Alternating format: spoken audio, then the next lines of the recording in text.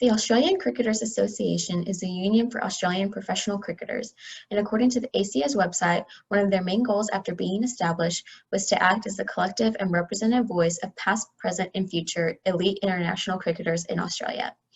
Their main goal can be seen as keeping cricket players in mind when making all decisions and coming to their aid whenever needed. On the other side of things, you will find Cricket Australia, which is the main governing body for professional and amateur cricket in Australia. Their main focus and values include an emphasis on how the game is played, upholding the spirit of the game, and one of the most important values is protecting the integrity of the game. Compared with the ACA, Cricket Australia's main focus is implementing rules and procedures that will uphold the integrity of the game as a whole. And now, taking all this into consideration, it should come as no surprise that there was conflict and issues arising between these two groups in regards to the treatment and punishment of several Australian cricket players involved in a ball tampering scandal.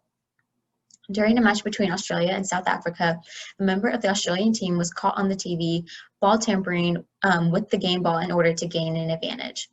Later, it was discovered that two of the vice captain of the team were also involved and helped give instructions on how to tamper with the ball. All three players were ultimately sent home and dealt punishments consisting of 12-month bans from all cricket play and some form of ban from holding a leadership position in the future. So the root of this conflict can be traced back to what is called task conflict, or differences of opinion on policies, procedures, and interpretation of facts, as defined by Harvard Law School Program on Negotiation. From the viewpoint of the ACA, the group felt as if the punishments given out to the players were too extravagant, especially with regards to treatment of ball tampering in the past. As seen in an article from Class, in 2013, the South African captain Du Plessis was caught sucking on mints and using his saliva to shine the ball during a match. He was later found guilty of ball tampering and fined 100% of his match fee by the ICC, all of which pales in comparison to the punishments received by the three Australian players. On the other end of the spectrum, there was no doubt that the punishments given out by Cricket Australia were deemed to be fair by the organization given the circumstances of the events carried out.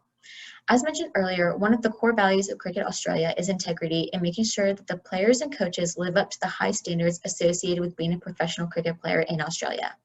And given that Cricket Australia further emphasized its commitment to integrity by establishing the Integrity Unit at the end of 2013, it shouldn't be too surprising that the sanctions given out for instances of ball tampering have since increased over time. Now, arguably, the most obvious mutual interest between the two parties is the game of cricket itself, and that both sides are doing what they believe is right and will ultimately benefit the game as a whole. For the ACA, just about everything they do has the players as their main focus, because without the players themselves, there wouldn't be any cricket to play. And because this group sees the players as being the most integral part of the game of cricket, they will do whatever they can to help support and encourage the players. So by putting the players first, these positive effects of this will then flow over into the game of cricket itself and hopefully improve the way it's played by the players. The main motivation for Cricket Australia is to keep the game of cricket in a positive light with the public. So in order to keep this positive image, Cricket Australia will impose different rules and regulations to foster an environment that supports this image held by the public.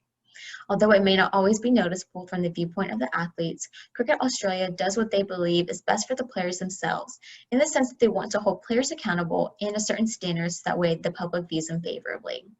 So although the two groups approach the game of cricket from different angles, everything they do is centered around the players in the game of cricket, and each of them will do what they believe is best for the game of cricket as a whole.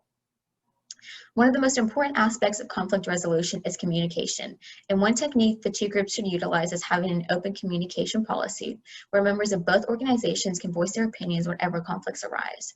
If problems do arise, it's best to get them out in the open as soon as possible in order to avoid having tension and resentment stew among members.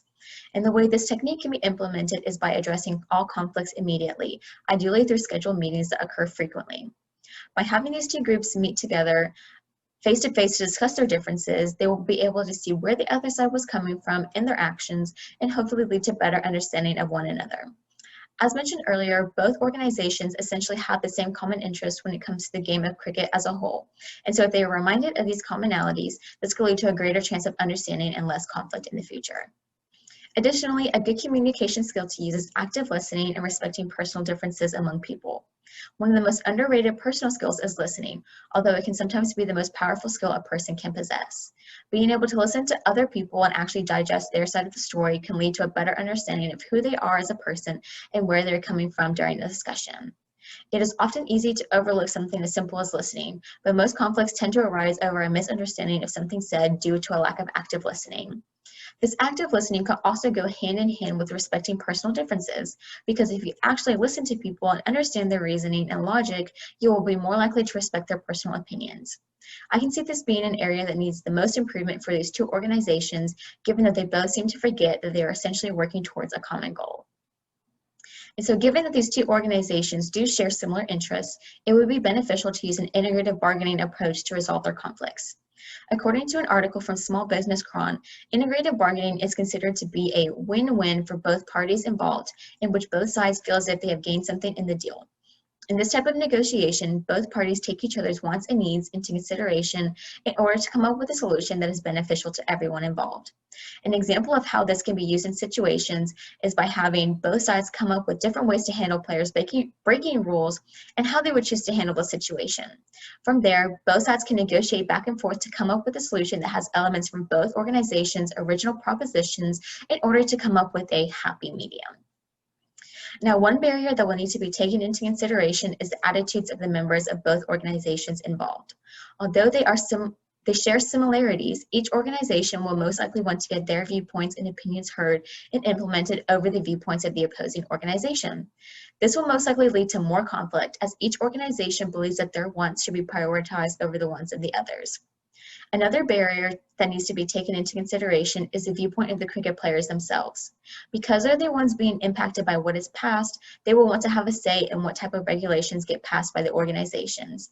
And because the ACA works hand in hand with players, tensions could arise if the ACA is too lax with proposed punishments, or if they agree to pass rules that are too harsh on the players. However, if the two groups can find a way to focus on their similarities rather than their differences, they can come together for the good of the game of cricket.